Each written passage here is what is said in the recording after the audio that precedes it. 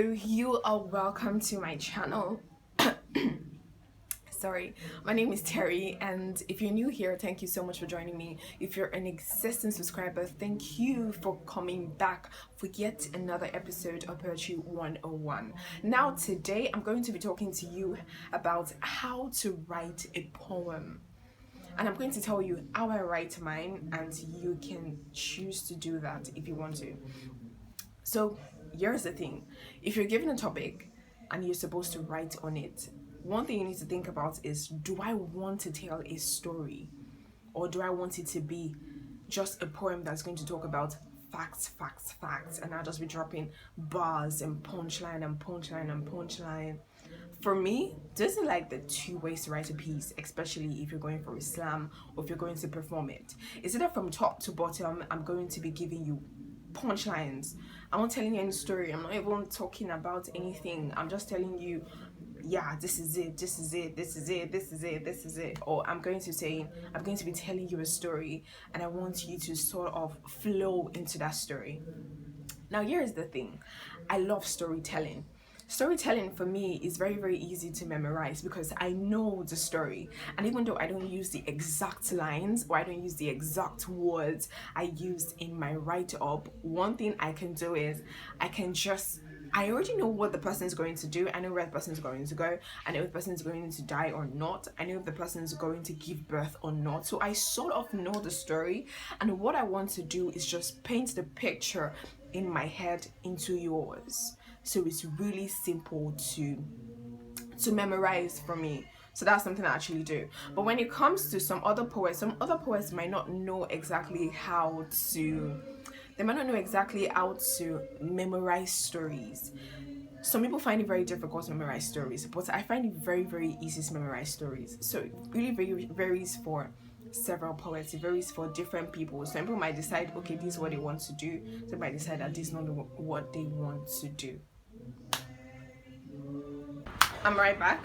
So I'm still talking about how to write a piece. So something I actually said is the fact that if I write a story, as I'm doing storytelling, and that's what I want to write about, I know my piece might be my own biography, might be someone else's story, but I just can't memorize it easily compared to writing just facts and punchlines. I'm just not that kind of poet, right? But I've heard from some other poets who said, oh, it's very difficult for them to memorize a story, that it's very, very easy for them to just memorize punchlines and punchlines and punchlines. Now here's the thing: when it comes to storytelling, people have got to love your story, especially when it's really emotional and when it's educative, when it passes a message. A story is more. And one thing I know about doing storytelling is the fact that people cannot forget the story. When you tell a story, people will not forget the story. It's something that will stick to them, and if it passes a message, they will keep it in their heads and be like, oh, I actually heard, there was a story I heard, this person, da da da da da da. They'll be able to tell others about the story, and they will not forget where they heard the story from. Now, when it comes to writing punchline is, maybe you're supposed to write, oh, my dream Nigeria. You're not going to write a story. You're just going to write, oh, Nigeria is great, Nigeria is good, Nigeria da da da da da. You just keep making rhymes, making punchlines, making this about Nigeria, my dream, Nigeria, na. No story, but yes, you pass a message. So you can decide to write yours like that, or decide to write yours like this. So there's something I do when I'm writing. If I know that the poem is not coming like the way I want it to come, right, that means I'm not receiving enough inspiration, or maybe my environment is not encouraging me to write, I'll just write exactly what is in my head. And it's something you should do. Just write what you're thinking. Just write, just begin to scribble things out just as it's coming. If it's a poem that you chose yourself, you decide, okay, I want to write about Nigeria of my dream, whatever comes to your head, just write. Just keep writing everything. Trust me, that's the best way to write a poem. Write first. When you finish writing and okay, then now think about it. Okay, what you've written, even if though it's 4 lines or 5 lines, where in the poem does it fit? Does it fit in the beginning? Does it fit at the end? Does it fit in the middle? If it fits, let's say, in the middle, then start writing your middle. Okay, so when you've written the middle piece, you might not even add poetic devices at this point. When you start writing the middle, then okay, maybe the end is now coming. Start writing the end before you now go back to the beginning and start thinking of the beginning. But if it comes like, oh, the beginning comes freely for you, you just write the beginning. Then from the beginning you start writing the middle and start writing the end. Now this is just plain English, no poetic device, no metaphor, no simile, no personification, no nothing. After you finish writing it, if it's a story or a punchline, but you've written the message you want to pass across to people, the next thing you want to do is now start infusing poetic devices into your piece. This method works like magic. Why? Because anybody can say anything. If you tell me to talk about Nigeria, I already know what I want to say. Oh, Nigeria is actually a very beautiful country. We have lands everywhere. We have this. We have now, from that we have lands. And I'm going to infuse poetic devices into it. I could say something like, Nigeria is full of surface. Full of a dry surface, covered in a dry surface, enveloped in a dry surface. Are you seeing now? I'm now trying to take that one single line into something that might be difficult for them to understand, or something deeper. You want to sort of take a simple line or a simple sentence into something really deep that they might not be able to understand so well. That's actually how to do it. So that's something that you want to do, right? So that's like first method of writing, right? My second method of writing is I might just write the line, right? I might say, okay, you know what? I want this poem to be full of rhymes. So I'll now write somewhere else in a separate page. Let me say if I've written my 4 lines, I'll write in a separate page. I can write from A, B, C, D, E, F, G, H, I, J, K, L, M, N, O, P, Q, R, S, T, U. I'll write all the letters, right? Then I'll now look at my piece and I'll start saying, okay, maybe if I say something like Nigeria is full of land, I'll now go back to the ABC and I'll be like, okay, land, band, sand, land, sand, and. You know, I'll be using all the letters to rhyme, like sand, yand, zand, canned, mond, nand, lond. You know, I'll start trying to look for rhyme. So if I find any rhyme I see there, I'll write it. Any rhyme I see there, I'll write it. I'll go to the second line I just created. I'll do the same thing. I'll write it. I'll go to the third line. I'll look for the last rhyme. I'll do the same thing. I'll write it. I'll do the same thing. So I literally just do all of that. Then I'll be able to create my second stanza.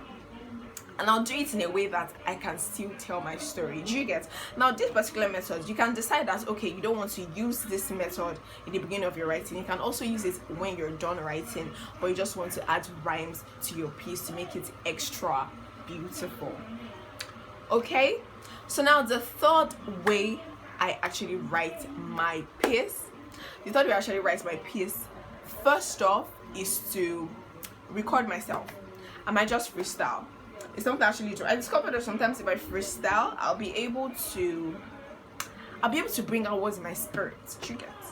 Actually, if I'm even writing a gospel poem, I might just speak in tongues. And even while I'm speaking in tongues and praying, before you know, the words start coming, God start putting the words together. I don't know, it just works like magic. Like, it's just a place where you just know that you didn't write this piece yourself. You actually wrote it from a place of prayer. Right? Especially even if you're writing something really touching, let's say something about women or something about Nigeria, something about Christ, you can actually pray about it. By the time you pray and tell God, okay, God, please help me to write this piece, and you bow down your head, you find that words just start coming. So when those words come, all you just want to do is just click record on your phone and record every single thing. Like, just be saying it. Just like it's just like another point. It's just like you already go through everything you want to say. Like, you can just say it. Do you get? So even if you decide not to pray, just try to say, okay, what do I want to communicate? Just visualize it like you want to tell someone else this particular story without even writing. So you just press record and start talking, start telling the story. Maybe it's a story about a woman, you know, who had the friend that she loved, but the friend now decided to leave, and you can just start talking. And she left her. She decided to leave her. She left her to find a better life. It's just a simple thing. Then when you finish freestyling, you know that's okay, maybe words are not coming any longer, just stop it and then start writing every single word that you said. After you've written every single word, then start giving the story flesh. give the story enough flesh, just write the words. Then after that, cancel it out, write it again. It's something I do. After I finish writing it, I'll say, okay, I want to rewrite it and make it longer. I like my pieces when they're 5 minutes, 4 minutes, you know. Anything above 5 minutes is already getting too long. I might be too boring. But a story, 5 minutes is enough time to communicate a story, to make people understand that, okay, this story is a story. Like, to make people know exactly what happened in the story, 5 minutes is actually enough. So I want to sort of give the story enough flesh. So I start writing it from the beginning. And I find out that even in my beginning, I'm able to think. As you see the first line, maybe your first line is, he lived in agony. And I'll be like, okay, he lived in agony. Is there something else I want to add to it? And I say, okay, you know what, let me add flesh to it. I'll be like, okay, his name was Jakonde. He lived in a house full of agony. He breathed agony. The atmosphere was full of agony. You know, you want to add flesh to it. That atmosphere is adding flesh to your particular piece. So you want to write that line into your next plain page. So you take that line and write it into the next page. You look at the second line. Okay, what other flesh can I add to it? By the time you've added flesh to it, write it. So you write like that until you're done, and then your piece is ready. Now, if you're writing for an assignment, let me say you're a kid and you want to write your poem. Writing for children is quite very simple because you don't need to go too deep. I mean, many adult poets love to go too deep. I feel like the more you age, the deeper your poem. Yes, because if you listen to a poem from a 50-year-old man, it will be so difficult for you to understand. And you will think so much, like you just keep thinking like, what did he even mean? There was something I saw on the internet yesterday. The shortest poem in the world. It was just 2 words, and it was like M. You know when you add like N and M to it? That was the shortest poem in the world, and the poem meant I am. So of course, I am is, there's a lot to say about I am. If I'm very sure if you tell him to explain what that piece was about, it will take a whole lot to explain. I mean, there are certain pieces I've written, I'm not sure you can explain it to me, but I know what I wrote, and maybe a poet that understands deeply can be able to explain it, right? So writing for kids, you don't need to go too deep. You just want to stay at the surface. The poetic devices you use for kids, if I don't even need to use oxymoron or that, just use rhymes. Basically, just use rhymes and similes and metaphors. I just want to sort of stay there. So if you're writing for a kid, ask a kid, what kind of story do you want to? What's your storyline? Do you want to do the story or you want to do punchline? Now, I don't think I really dwelt on punchline. I didn't quite explain punchline for you, but I'll explain it for you. So punchline is, let's say I just want to use Nigeria, trust me. Let me just say you're talking about Nigeria. Now, you're not going to say the story of Nigeria. Now, if I'm going to talk about Nigeria, I can decide that I want to talk about Nigeria, I want to talk about the corruption. I want to sort of start it from a storyline. I want to sort of say, it all started when our country was given a leader it didn't deserve. And this happened, and that happened, and the old began to age. In fact, and the young began to age. I even see the young began to age, you know, and the old became younger. The old became the youngest of them all, and the youngest became the oldest of them all. Now I'm sort of seeing a story how it became, but now we are waiting for a savior. We're waiting for someone who's going to come and help this country to blossom like it once was. That's like a story, because I started from when the corruption started and when the corruption is about to end, and we're waiting for someone to come. Now, that's the story. If I'm using punchline to quite explain that, what I want to do is, Nigeria is shattered. Nigeria is shattered. Nigeria is waiting for someone to help her. But who is the help? There is nobody to help. Nigeria is bad. There is nothing good. Nigeria is this. There is nothing. I'm just stating facts. I'm just stating facts. The election went from good to bad and from bad to good. The election this did da. The election this da. If I'm even talking about global warming, I'll just give facts. I'm just going to state facts. Like, global warming came and is gone. Global warming is gone, and now what what are they going to call global warming? There is nothing like global warming. Global warming doesn't exist. Da, da, da, da. I want to sort of just state facts. I'm not even going to tell any story, any source. I'm not starting from beginning. I'm not starting from the end. I can even go from the end to the beginning. Do you get? I might even go from how did it even start? It started when you became a Nigerian. I've ended, and it's like what, everybody just keep clapping. They might not even. So one thing about doing punchline is people will not. They would just clap at that moment, because what you're just doing is just punchline. And the thing is, punchline is actually, it sells. People love punchlines a lot, but the thing is, it's just entertaining. Most of those punchline poems, they don't give impact. People don't really remember it. Although sometimes they do. Sometimes they're really good, but I'm just saying that the average, yeah. But when it comes to a story, no matter how you do it, a story is always stronger than stating just facts. Facts are not things that people just remember. Do you get it? So if the piece for that child is facts, you just want to sort of state facts, just go to Google, look for statistics. From those statistics, you just write simple things. Don't use big language. Just state, okay, the Nigeria of my dream is for us to be free.